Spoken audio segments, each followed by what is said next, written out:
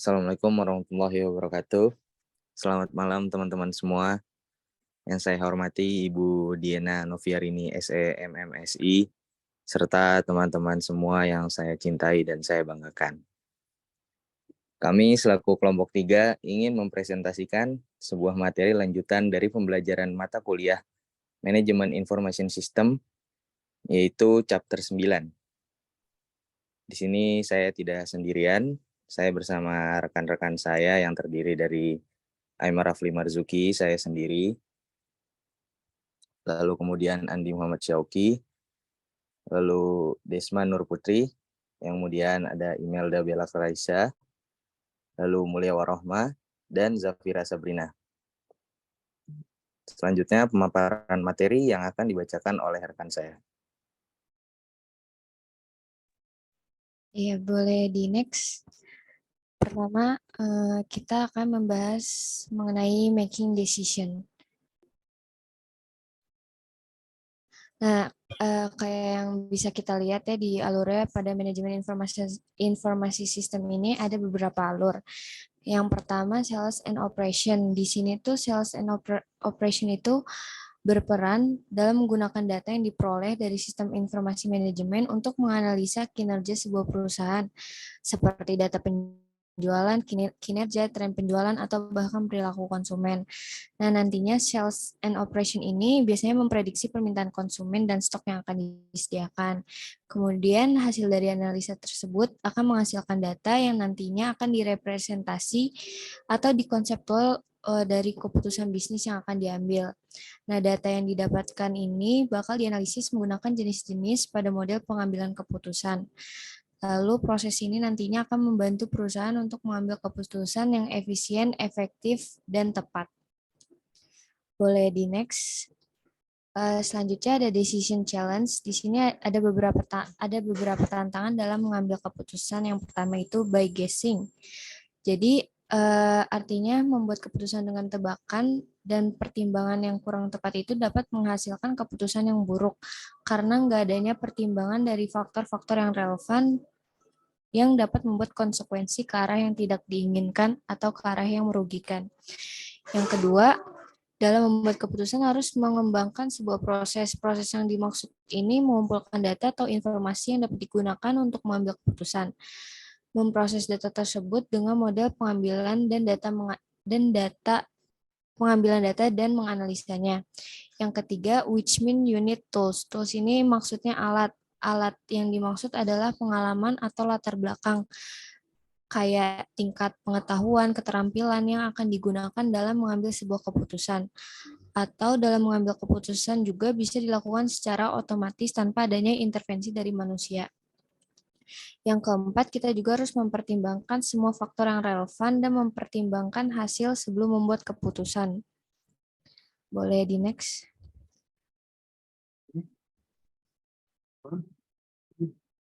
Selanjutnya, menentukan tingkat produksi dalam persaingan sempurna merujuk pada proses pengambilan keputusan. Dalam pasar yang sempurna, terdapat banyak perusahaan kecil yang memproduksi barang homogen dan setiap perusahaan tidak memiliki kekuatan pasar untuk mempengaruhi harga pasar. Oleh karena itu, harga ditentukan oleh kekuatan pasar dari penawaran dan permintaan. Jadi, keputusan produksi suatu perusahaan dalam persaingan sempurna itu didasarkan atas prinsip maksimalisasi keuntungan, di mana MC sama dengan MR, yaitu tingkat produksi di mana biaya tambahan dalam memproduksi satu unit produk sama dengan pendapatan tambahan yang diperoleh dari penjual unit tersebut. Jika harga pasar lebih tinggi dari biaya total rata-rata minimum atau ATC, perusahaan akan terus memproduksi dan menghasilkan keuntungan ekonomi dalam jangka panjang. Jika harga pasar lebih rendah dari ATC minimum, maka perusahaan akan keluar dari pasar dalam jangka panjang. Boleh di next. Selanjutnya, kita bisa lihat di sini decision levels, ada tingkatan dalam mengambil keputusan. Nah, tingkat keputusan dalam sistem informasi manajemen ini mengacu pada tingkatan yang berbeda dalam sebuah organisasi, di mana keputusan dibuat dengan menggunakan informasi yang telah disediakan. Ada 3 tingkatan di sini. Yang pertama itu strategic, lalu tactical management, dan business operation. Yang pertama, keputusan strategis. Keputusan ini biasanya dibuat oleh eksekutif tingkat atas dan merupakan keputusan jangka panjang yang akan mempengaruhi keseluruhan organisasi. Keputusan strategis ini biasanya seperti menetapkan tujuan, menentukan kebijakan dan strategi, serta mengalokasikan sumber daya untuk mencapainya. Lalu yang kedua, keputusan taktis. Keputusan ini dibuat oleh manajer tingkat menengah dan merupakan keputusan yang mendukung keputusan strategi organisasi. Keputusan ini melibatkan menentukan cara melaksanakan kebijakan dan strategi yang ditetapkan oleh eksekutif tingkat atas. Dan yang ketiga, keputusan operasional. Keputusan ini dibuat oleh manajer garis depan dan karyawan dan merupakan keputusan jangka pendek yang mendukung operasi sehari-hari organisasi. Keputusan operasional ini melibatkan seperti mengelola tugas rutin dan menyelesaikan masalah yang muncul selama bisnis berlangsung. Informasi yang dibutuhkan untuk keputusan operasional sangat detail, tepat waktu, dan sering berasal dari sumber internal seperti basis data dan laporan operasional yang dihasilkan oleh sistem informasi manajemen. Lalu boleh di next. Selanjutnya, choose a stock. Pengambilan keputusan dalam memilih saham yang akan diinvestasikan dalam perusahaan. Nah, dalam hal ini, sistem informasi manajemen dapat membantu manajemen dalam menganalisis keuangan dan ekonomi, serta memproses data historis dan memprediksi untuk membantu memilih saham yang paling sesuai dengan tujuan investasi di perusahaan. Sistem informasi manajemen juga dapat membantu dalam memantau dan mengevaluasi kinerja saham serta portofolio investasi perusahaan. Selanjutnya akan dilanjutkan oleh rekan saya.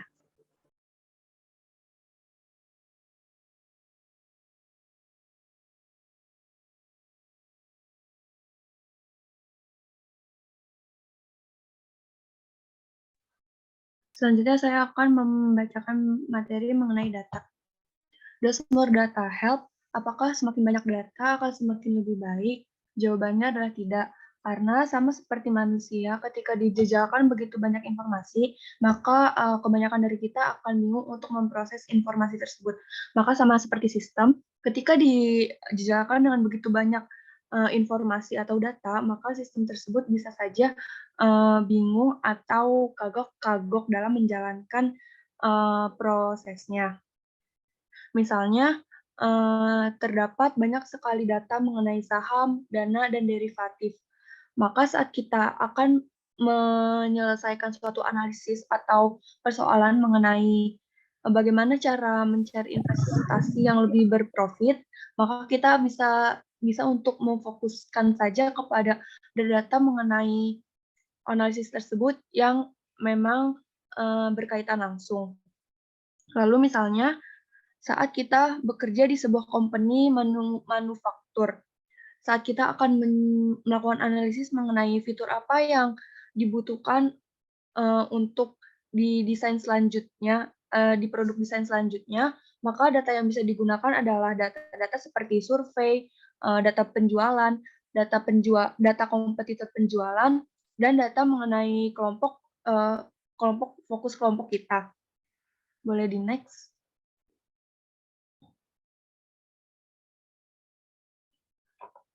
Selanjutnya ada human bias. Human bias adalah suatu masalah saat kita melakukan analisis. Human bias bisa menyebabkan analisis kita output-nya menjadi tidak akurat. Human bias bisa terjadi di 4 proses. Yang pertama itu saat kita menginput data.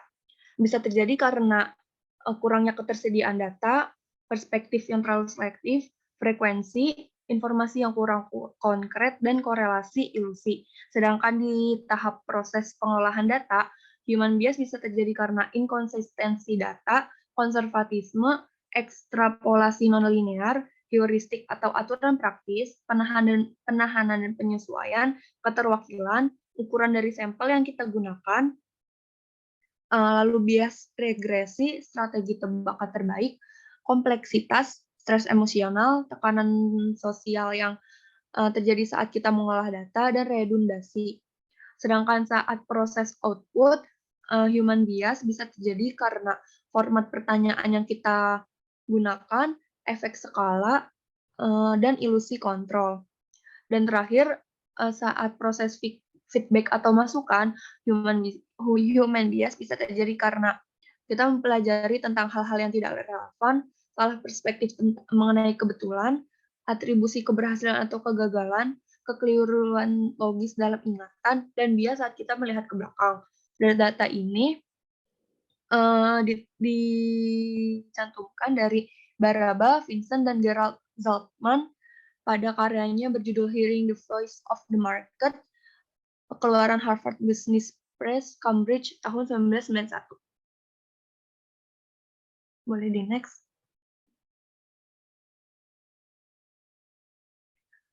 Selanjutnya ada model building. Model building perlu kita lakukan karena bisa untuk memahami suatu proses bisnis saat kita meningkatkannya, untuk mengoptimasi, untuk membuat ramalan atau prediksi, dan untuk melakukan simulasi. Model building bisa digunakan untuk memahami proses, seperti model membuat kita untuk mendefinisikan objek dan menentukan hubungan antar proses. Permodelan adalah langkah pertama dalam meningkatkan proses bisnis. Lalu optimasi. Model digunakan untuk mencari solusi terbaik, meminimalkan biaya, meningkatkan efisiensi, meningkatkan keuntungan, dan sebagainya. Sedangkan untuk ramalan atau prediksi, model building digunakan sebagai parameter model untuk memperkirakan dari data yang telah ada sebelumnya. Data sampel digunakan untuk meramalkan perubahan masa depan berdasarkan model yang telah dirancang. Lalu simulasi. Model digunakan untuk memeriksa apa yang mungkin terjadi jika kita melakukan perubahan pada proses atau untuk memeriksa hubungan secara lebih rinci. Boleh di next.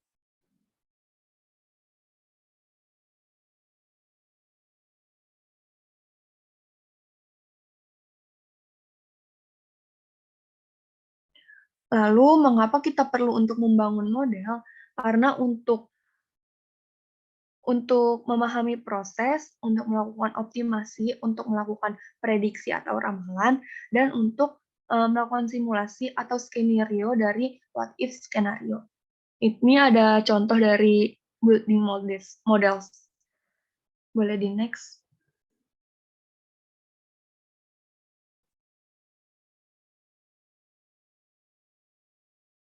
Ini ada contoh saat kita melakukan model building untuk prediksi. Boleh di next. Sedangkan ini adalah saat kita menggunakan model building untuk simulasi. Selanjutnya,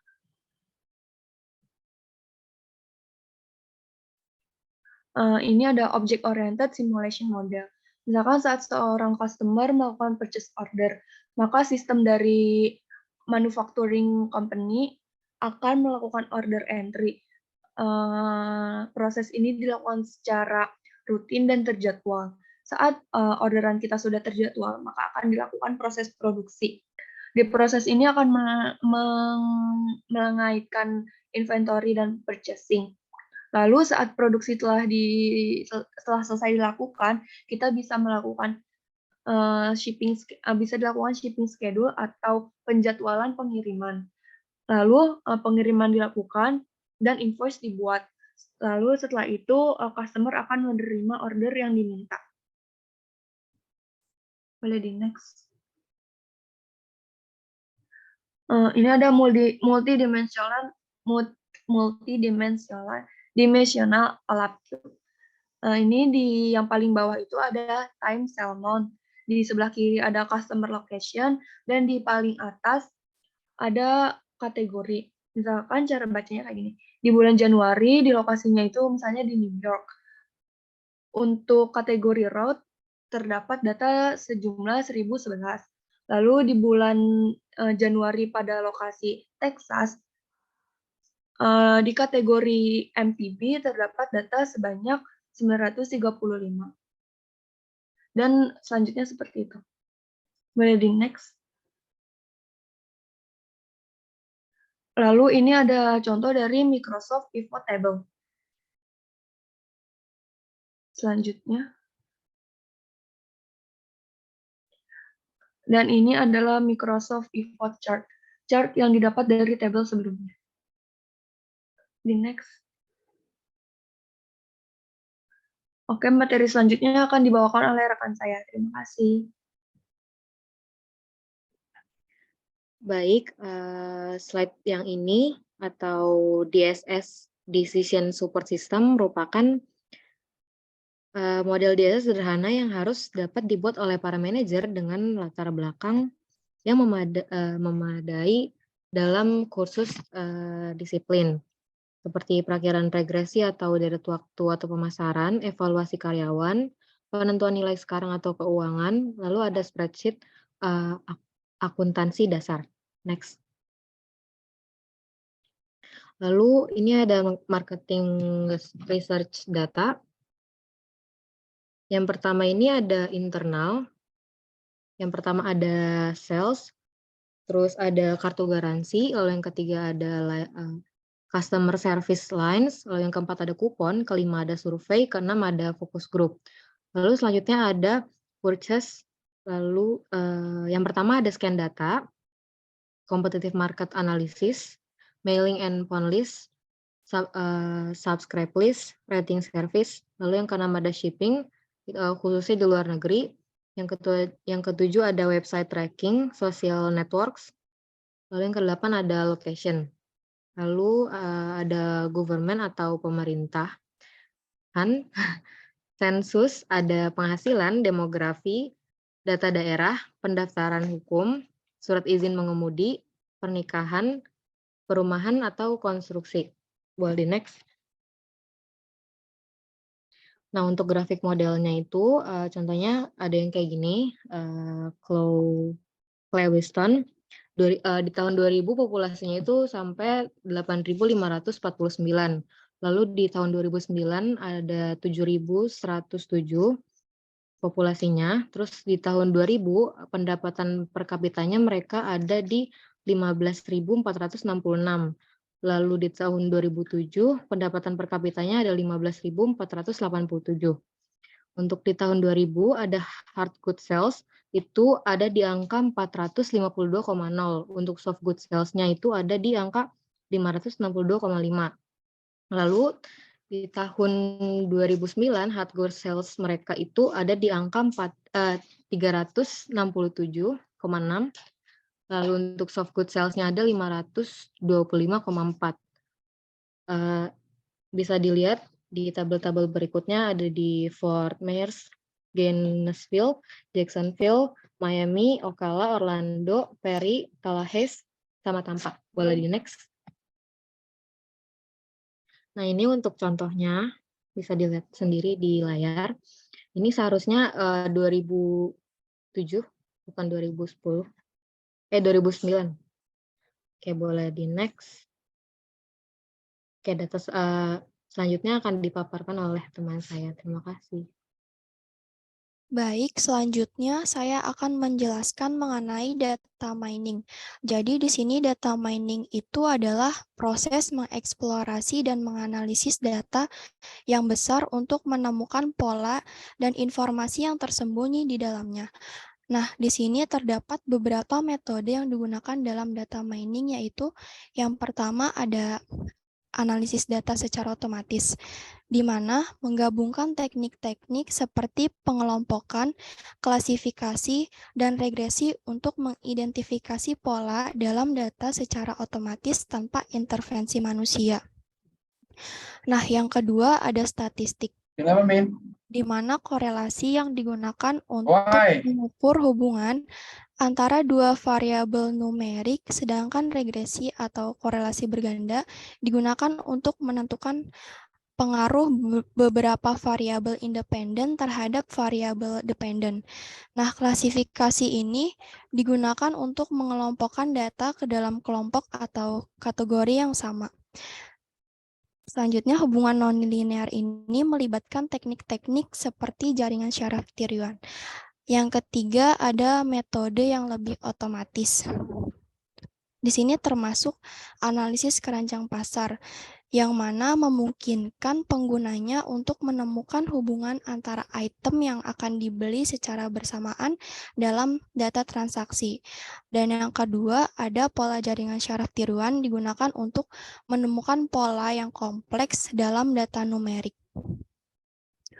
Yang keempat ada data numerik, di mana mencari hubungan antara variabel independen, atribut atau dimensi, dan variabel atau fakta dependen seperti pengaruh lokasi atau usia terhadap penjualan. Yang terakhir ada data non-numerik yang melibatkan analisis acara dan studi urutan serta analisis bahasa yang sangat terspesialisasi dan terkait dengan disiplin yang khusus. Nah, sistem informasi manajemen ini merupakan sistem yang digunakan untuk mengelola informasi dan data dalam suatu organisasi atau bisnis. Dalam konteks data mining ini, sistem informasi manajemen dapat digunakan untuk mengumpulkan, mengelola, dan menganalisis data untuk membantu pengambilan keputusan bisnis yang lebih baik. Boleh di next. Selanjutnya ada common data mining goals. Nah, di sini tujuan umum dari data mining goal adalah untuk mengumpulkan, menganalisis, dan memproses data agar mendapatkan informasi yang berguna dan pengetahuan baru. Nah, dalam konteks ini, data yang dikumpulkan meliputi beberapa dimensi atau atribut seperti lokasi, usia, penghasilan, waktu, bulan, dan kategori yang akan digunakan untuk menganalisis efek tidak langsung pada penjualan. Di sini ada variabel independen yang terdiri dari dimensi atau atribut tersebut digunakan untuk menganalisis hubungan antara mereka dengan variabel dependen, yaitu penjualan. Selain itu, efek langsung dari variabel independen juga dianalisis untuk menentukan seberapa besar sih pengaruh setiap variabel independen pada variabel dependen.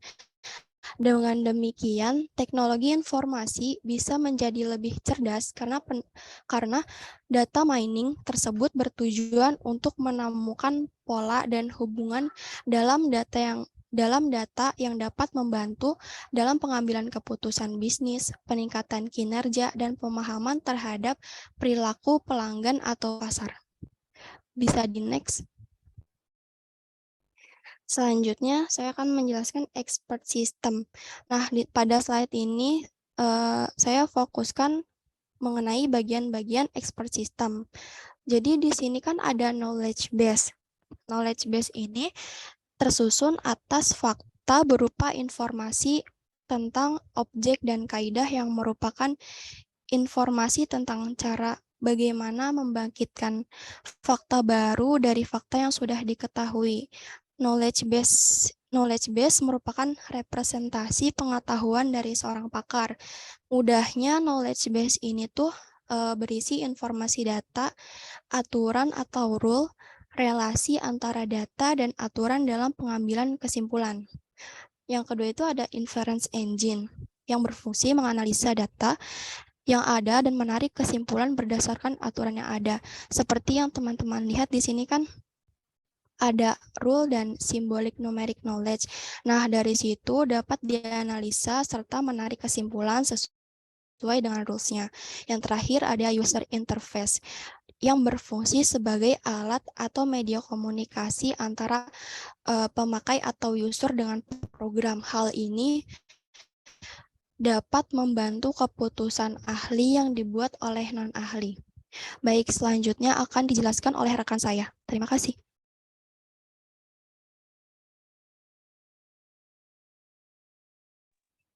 Ya, oke. Yang selanjutnya ada area riset AI. Yang pertama itu ada ilmu komputer. Terdapat 3 jenis, yaitu proses paralel, proses simbolik, dan jaringan syaraf. Lalu yang kemudian ada aplikasi robot, yaitu terdapat yang pertama persepsi visual, lalu taktik, yang ketiga ketangkasan, dan yang terakhir penggerak dan navigasi. Lalu yang ketiga ada bahasa alami, yaitu pengenalan suara, terjemahan bahasa, dan pemahaman bahasa. Lalu yang terakhir ada ilmu kognitif, yaitu sistem pakar, sistem pembelajaran, dan sistem berbasis pengetahuan. Seiring perkembangannya teknologi, mesin semakin bisa diprogram dengan lebih kompleks sehingga dapat melakukan tugas yang lebih sulit dan lebih efisien. Namun, mesin yang dioperasikan hanya dengan program sederhana memiliki keterbatasan dalam kemampuan mereka. Oleh karena itu, manusia menciptakan mesin yang lebih pintar, yaitu mesin yang dapat memperbarui dirinya sendiri dan belajar dari pengalaman mereka. Dalam penggunaan mesin yang lebih pintar, manajer dapat memanfaatkan teknologi untuk meningkatkan efisiensi dan produktivitas bisnis mereka. Misalnya, manajer dapat menggunakan mesin yang lebih pintar untuk menganalisis data dan memberikan rekomendasi bisnis berdasarkan hasil analisis tersebut. Selain itu, juga dapat menggunakan teknologi mesin yang lebih pintar untuk otomasi tugas-tugas yang monoton dan repetitif agar pekerjaan dapat diselesaikan dengan lebih cepat dan efisien. Mesin dapat dibuat lebih pintar melalui kemajuan berkelanjutan dalam teknologi kecerdasan buatan atau yang biasa kita sebut artificial intelligence dan machine learning atau pembelajaran mesin. Ada beberapa opsi yang bisa dipertimbangkan, yaitu terdapat beberapa jenis ya. Ada alat kecerdasan bisnis. Alat ini menggunakan analitik data untuk memberikan wawasan tentang operasi bisnis, memungkinkan manajer mengidentifikasi area untuk peningkatan dan membuat keputusan berdasarkan data. Lalu ada analisis prediktif yang menggunakan algoritma statistik dan teknik machine learning untuk menganalisis data historis dan membuat prediksi tentang hasil di masa mendatang. Hal ini dapat membantu manajer membuat keputusan berdasarkan potensi skenario masa depan. Lalu yang berikutnya ada natural language process, yaitu pemrosesan bahasa alami yang memungkinkan mesin untuk memahami dan menganalisis bahasa manusia, memungkinkan manajer untuk dengan cepat memproses dan memahami umpan balik pelanggan dalam jumlah besar dan data tidak terstruktur lainnya. Lalu yang kemudian ada robot proses automatic, yaitu yang menggunakan robot perangkat lunak untuk mengotomatiskan tugas berulang, membebaskan waktu bagi manajer untuk fokus pada tugas bernilai lebih tinggi. Lalu yang terakhir ada cloud computing, yang memungkinkan bisnis untuk menyimpan dan memproses data dalam jumlah besar di server jarak jauh, memberi manajer akses ke informasi real time dari mana saja di dunia. Namun, penggunaan mesin yang lebih pintar juga menimbulkan beberapa masalah. Salah satu masalah yang terkait dengan kecerdasan buatan adalah masalah etika dan privasi. Dalam hal ini perlu diambil tindakan untuk memastikan bahwa mesin yang lebih pintar tidak digunakan untuk tujuan yang tidak etis atau merusak privasi pengguna. Pertanyaan tentang apakah sebuah mesin dapat disebut sebagai cerdas atau tidak menjadi sering muncul seiring dengan perkembangan teknologi yang semakin pesat. Namun, meyakinkan seseorang bahwa sebuah mesin itu cerdas bukanlah hal yang mudah dan memerlukan beberapa faktor, di antaranya yang pertama, sebuah mesin harus memiliki kemampuan untuk memproses informasi dengan cepat dan akurat. Mesin yang cerdas harus mampu memproses data dengan kecepatan tinggi dan memberikan hasil yang akurat, sebagaimana halnya yang dapat dilakukan oleh manusia. Hal ini dapat dicapai melalui penggunaan algoritma yang tepat dan kapasitas pemrosesan data yang memadai. Lalu yang kedua, mesin cerdas harus memiliki kemampuan untuk belajar dan meningkatkan kinerjanya seiring waktu. Seperti halnya manusia, mesin juga harus mampu belajar dari pengalaman dan meningkatkan kinerjanya seiring waktu. Hal ini dapat dilakukan melalui implementasi teknologi machine learning yang memungkinkan mesin untuk belajar dari data yang tersedia dan meningkatkan kinerjanya seiring waktu. Yang ketiga, mesin cerdas harus dapat menyelesaikan masalah yang kompleks. Mesin yang cerdas harus mampu menyelesaikan masalah yang kompleks dan memberikan solusi yang optimal. Hal ini dilakukan dengan menggunakan teknologi deep learning yang dapat memproses data dengan lebih kompleks dan memberikan solusi yang lebih akurat. Yang keempat, mesin cerdas harus dapat berinteraksi dengan manusia. Hal ini dapat dicapai melalui penggunaan teknologi natural language processing yang memungkinkan mesin untuk memahami bahasa manusia dan merespon dengan tepat. Yang kelima, ada mesin cerdas harus dapat mengenali pola dan membuat prediksi. Hal ini dapat dilakukan dengan menggunakan teknologi machine learning yang dapat memproses data secara cepat dan memberikan hasil yang akurat. Yang keenam, mesin cerdas harus dapat memahami bahasa alami. Hal ini dapat dicapai dengan menggunakan teknologi yang dapat memproses bahasa alami dengan lebih akurat. Lalu yang ketujuh, mesin yang cerdas harus mampu membuat keputusan berdasarkan data yang diterima dan memberikan solusi yang optimal. Hal ini dapat dicapai dengan melalui teknologi decision making yang memungkinkan mesin untuk memproses data dengan lebih cepat dan memberikan hasil yang akurat. Lalu yang terakhir, mesin cerdas harus mampu menghadapi situasi yang tidak terduga dan memberikan solusi yang tepat. Hal ini dapat dilakukan dengan menerapkan teknologi reinforcement learning yang memungkinkan mesin untuk belajar dari kesalahan dan menyesuaikan strateginya seiring waktu. Selanjutnya akan dibacakan oleh rekan saya.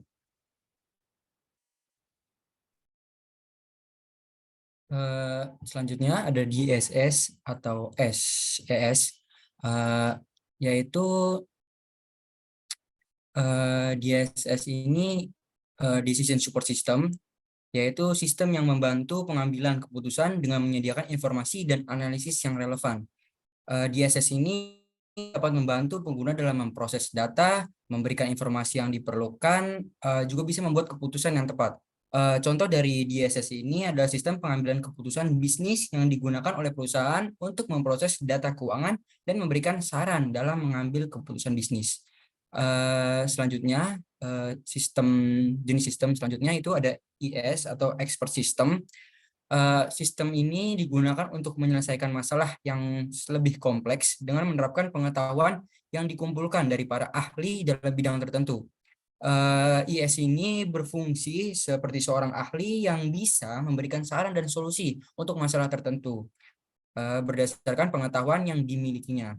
Contoh dari IS ini adalah sistem diagnosis medis yang digunakan untuk membantu dokter dalam membuat diagnosis dan memberikan saran pengobatan.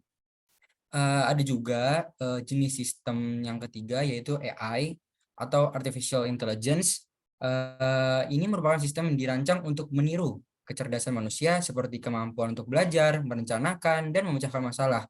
AI ini menggunakan algoritma dan model matematika untuk memproses data dan melakukan tugas yang kompleks.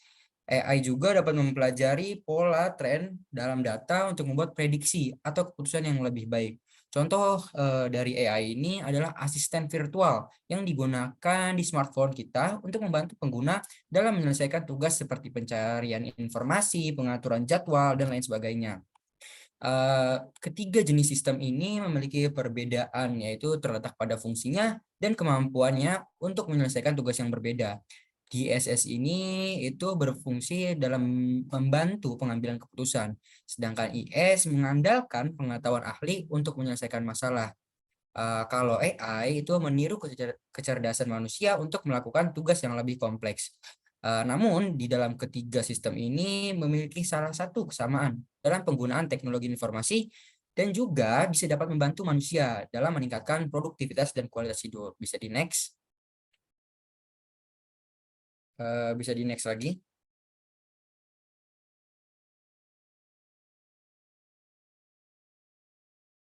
Bisa di next lagi. Lagi.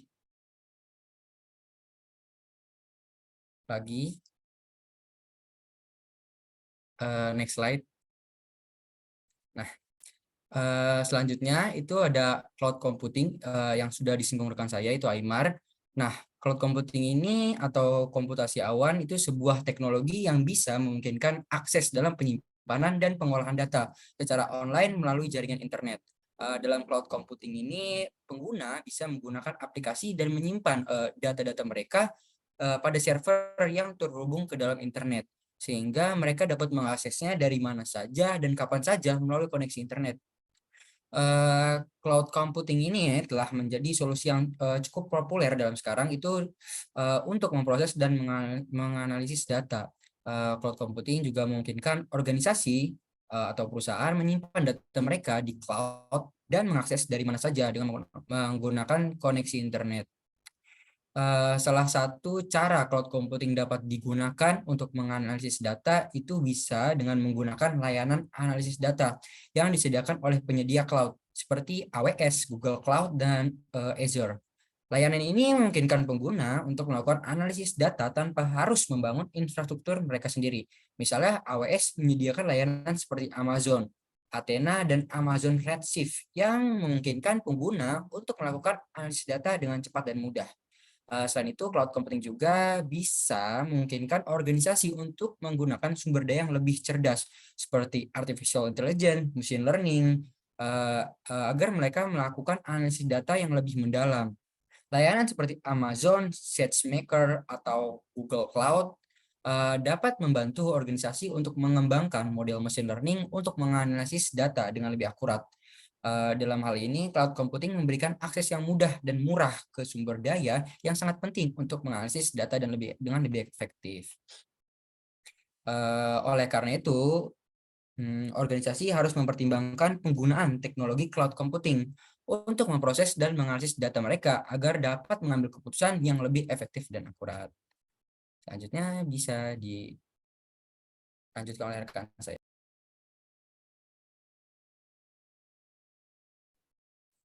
Oh, boleh tolong di next sebelumnya nggak? Vera, di slide sebelumnya. Lagi. Sebelumnya lagi. Nah, ya ini. Makasih, Vera. What is intelligence? Orang tua saya nanyain kamu, men. Intelijen atau kecerdasan adalah kemampuan untuk belajar, memahami, berpikir abstrak, merencanakan, menyelesaikan masalah, beradaptasi dengan lingkungan baru, dan menggunakan pengetahuan dan informasi untuk mencapai tujuan, serta mengingat-ingat informasi yang sebelumnya telah dipelajari. Kecerdasan dapat terlihat pada berbagai bentuk, termasuk kecerdasan verbal linguistik, kecerdasan logis matematis, kecerdasan visual ruang, kecerdasan interpersonal, kecerdasan intrapersonal, dan kecerdasan kinestetik tubuh. Meskipun masih ada perdebatan tentang definisi kecerdasan di antara para ilmuwan, namun secara umum kecerdasan dianggap sebagai kemampuan kita untuk memecahkan masalah dan beradaptasi dengan lingkungan yang baru dan berubah dengan cara yang efektif. Lalu pertanyaan selanjutnya, apakah mesin bisa berpikir seperti kita sebagai manusia? Jawabannya, sejauh ini mesin belum dapat berpikir seperti manusia secara lengkap. Maksudnya, walaupun mesin seperti komputer dan kecerdasan buatan dapat melakukan tugas-tugas yang dianggap sebagai bukti dari kemampuan berpikir, seperti menyelesaikan masalah matematika atau bahasa alami, tetapi kemampuan mereka masih terbatas pada perhitungan dan pemrosesan informasi yang telah terprogram dan telah diinstruksikan sebelumnya. Sementara itu, kemampuan manusia untuk berpikir dan menyelesaikan masalah jauh lebih kompleks daripada hal tersebut dan melibatkan aspek-aspek seperti kreativitas, emosi, intuisi, dan pengalaman pribadi yang sulit untuk direplikasikan oleh mesin. Dan bagaimana cara manusia berpikir? Topik ini sangat kompleks sebenarnya dan masih juga dipelajari oleh para ilmuwan.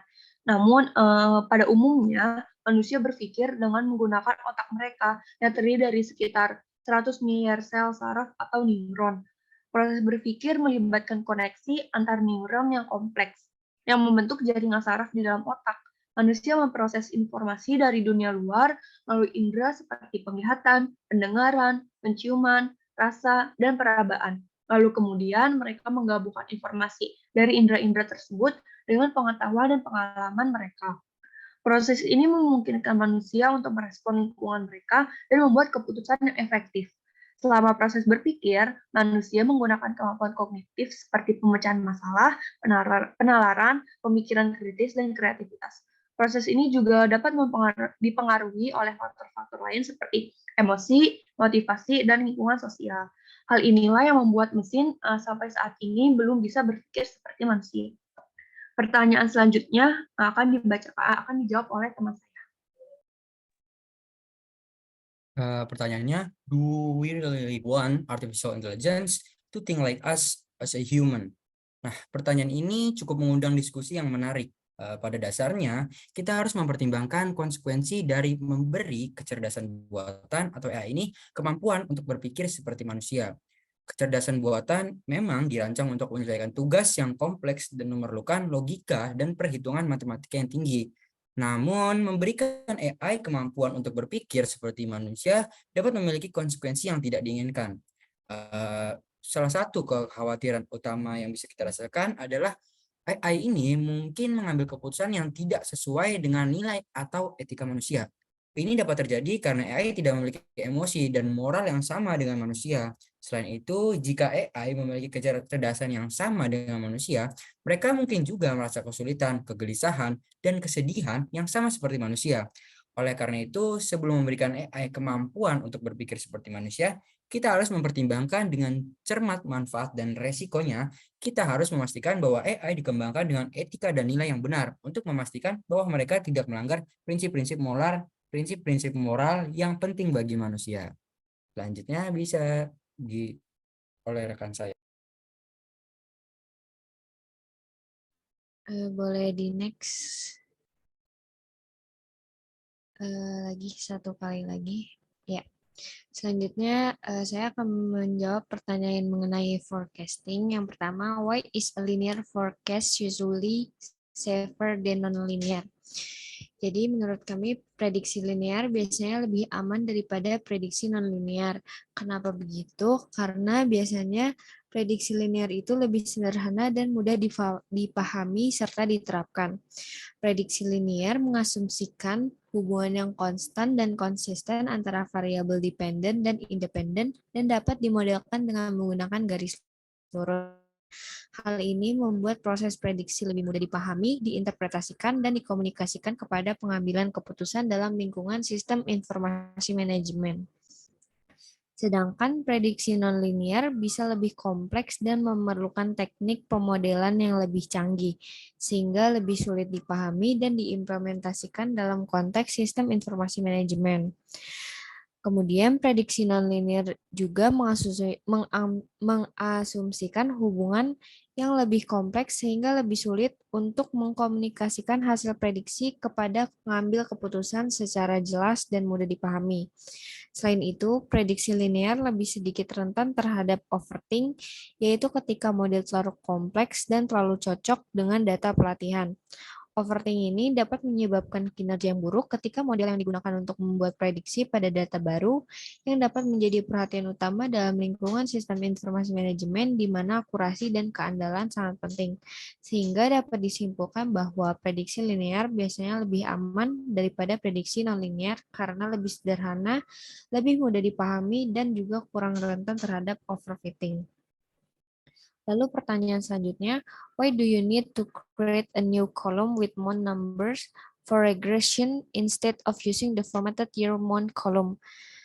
Jawabannya itu, dalam sistem informasi manajemen diperlukan analisis regresi pada data time series untuk mengidentifikasi pola dan membuat prediksi. Saat bekerja dengan data time series yang mencangkup tanggal dalam format tahun bulan, umumnya dibuat kolom baru dengan nomor bulan sebagai tambahan dari kolom tahun bulan yang sudah ada.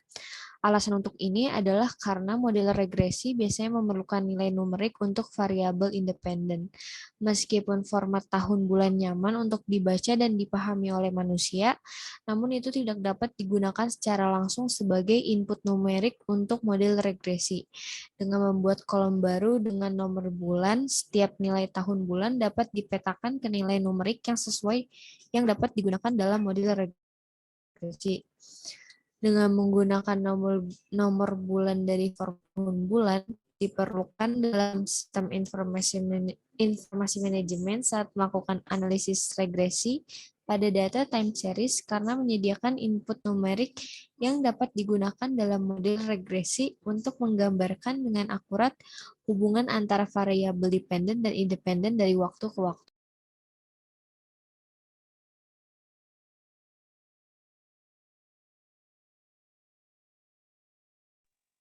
Ya, yang selanjutnya, what happens to the trend line R-square value on the chart when you add the new forecast row to the chart? Apa yang terjadi pada garis tren R nilai kuadrat pada bagan saat Anda menambahkan baris perkiraan baru ke bagan? Garis tren nilai R kuadrat pada bagan mewakili kesesuaian garis tren dengan titik data pada bagan. Saat kita menambahkan baris perakiraan baru ke bagan, nilai R kuadrat garis tren dapat berubah, bergantung pada sifat dan kualitas data perakiraan baru. Jika titik data perakiraan baru selaras dengan garis tren yang ada, maka nilai R square garis tren mungkin tidak berubah secara signifikan atau bahkan mungkin sedikit meningkat, yang menunjukkan bahwa garis tren masih cocok untuk data. Namun jika titik data perkiraan baru berbeda secara signifikan dari data yang ada dan tidak selaras dengan garis tren yang ada, maka nilai R square garis tren dapat menurun, menunjukkan bahwa garis tren mungkin tidak cocok untuk data yang diperbarui. Singkatnya, dampak penambahan baris perakiraan baru ke bagan pada garis tren nilai R kuadrat akan bergantung pada kualitas data perakiraan baru dan seberapa baik keselarasannya dengan garis tren yang ada. Selanjutnya, mungkin akan dilanjutkan oleh rekan saya. Baik, soal selanjutnya, how is the Cube browser better than writing queries? Jawabannya, Cube browser ini merupakan grafis antarmuka yang ramah pengguna yang memungkinkan para pengguna untuk berinteraksi dengan data Cube yang merupakan basis data multidimensional yang menyimpan data agregat untuk query dan analisis cepat. Dibandingkan dengan writing queries, Cube browser ini menawarkan beberapa keuntungan seperti mudah digunakan karena Cube browser ini menawarkan antarmuka grafis intuitif untuk mengeksplorasi data menggunakan operasi drag and drop sederhana yang memudahkan pengguna non-teknis untuk berinteraksi dengan data dan lalu yang kedua ada analisis cepat. Cube browser ini memungkinkan pengguna untuk dengan cepat memvisualisasikan data dalam format yang berbeda seperti tabel, bagan, dan grafik tanpa perlu menulis query kompleks. Lalu yang ketiga ada peningkatan produktivitas. Cube browser ini menghemat waktu dengan mengotomatisasi proses agregasi data dan perhitungan yang menghilangkan kebutuhan bagi pengguna untuk menulis query dan rumus yang kompleks. Penting untuk dicatat bahwa Cube browser ini mungkin tidak cocok untuk semua tugas analisis dan dalam beberapa kasus. Menulis query memiliki wawasan granular untuk yang lebih atau untuk melakukan perhitungan yang kompleks. Lalu yang kedua, how would you display quarterly instead of monthly data? Jawabannya, untuk menampilkan data kuartal namun bukan data bulanan ini, kita perlu mengumpulkan data bulanan ke dalam data kuartal. Dapat dilakukan dengan yang pertama, pengelompokan menurut data kuartal. Kita dapat mengelompokkan data bulan per kuartal dan menghitung jumlah atau rata-rata untuk setiap kuartal. Misalnya, jika kita memiliki data penjualan bulanan, kita dapat mengelompokkan data penjualan per kuartal, Q1, Q2, Q3, Q4, dan menghitung total penjualan untuk setiap kuartal. Lalu yang kedua, dengan menggunakan tabel pivot. Tabel pivot ini untuk meringkas data bulanan per kuartal.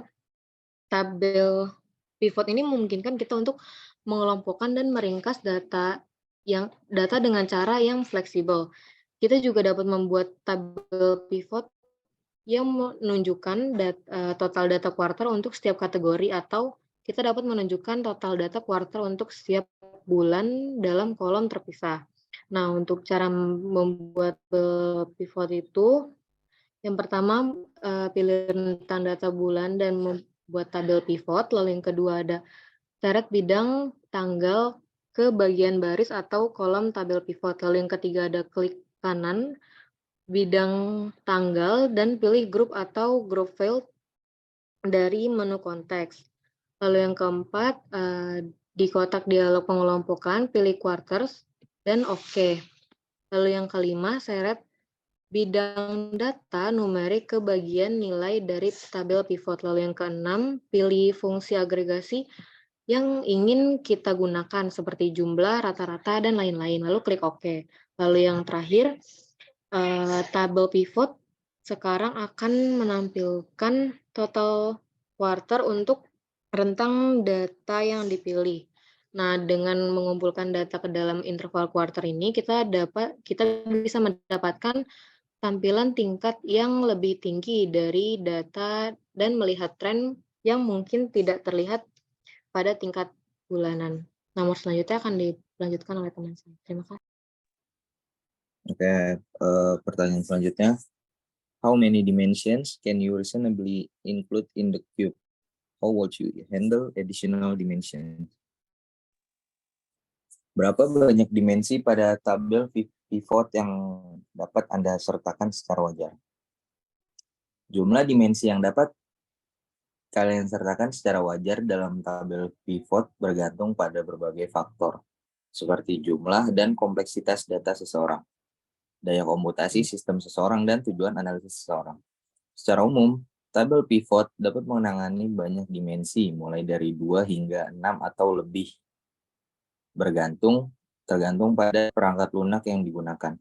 Namun, semakin banyak dimensi yang kalian sertakan, semakin kompleks dan sulit untuk membaca tabel pivot, dan mungkin perlu waktu lebih lama yang membuat dan memperbarui.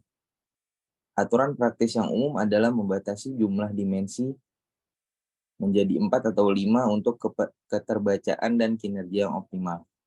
Hal ini memungkinkan kalian menganalisis data dari berbagai sudut tanpa membebani tabel atau membuatnya sulit untuk ditafsirkan. Penting untuk diperhatikan bahwa keefektifan tabel pivot kalian juga bergantung pada kualitas dan struktur data kalian. Kalian mungkin perlu membersihkan, memfilter, dan mengelompokkan data kalian sebelum membuat tabel pivot untuk memastikan tabel tersebut mencerminkan informasi yang kalian analisis secara akurat. Mungkin akan dilanjutkan oleh. Baik, yang terakhir, how would you handle additional dimensions? Jadi di sini dimensi tambahannya dapat berupa parameter seperti efisiensi energi, tingkat keamanan, serta keberlanjutan lingkungan. Untuk menangani dimensi tambahan, organisasi dapat memakai standar atau kerangka kerja manajemen yang dirancang untuk mempertimbangkan aspek-aspek berbeda dari operasi suatu organisasi, seperti standar kerja yang terkenal yaitu ISO 140.011. Hal ini dapat membantu organisasi mengidentifikasi dan mengelola dampak lingkungan dari operasi mereka. Nah, sistem informasi manajemen yang baik harus mencakup semua dimensi yang relevan bagi organisasi dan memungkinkan manajemen untuk mengumpulkan serta menganalisis data dari berbagai sumber. Dengan melakukan peninjauan yang cermat dan analisis data yang tepat, maka organisasi dapat mengidentifikasi area di mana dapat meningkatkan kinerja mereka dan mengelola dampak lingkungan serta ekonomi. Baik, selanjutnya saya kembalikan moderator. Oke, karena seluruh pemaparan materi kelompok 3 sudah selesai, kurang lebihnya kami memohon maaf. Cukup sekian dan terima kasih. Assalamualaikum warahmatullahi wabarakatuh. Waalaikumsalam warahmatullahi wabarakatuh.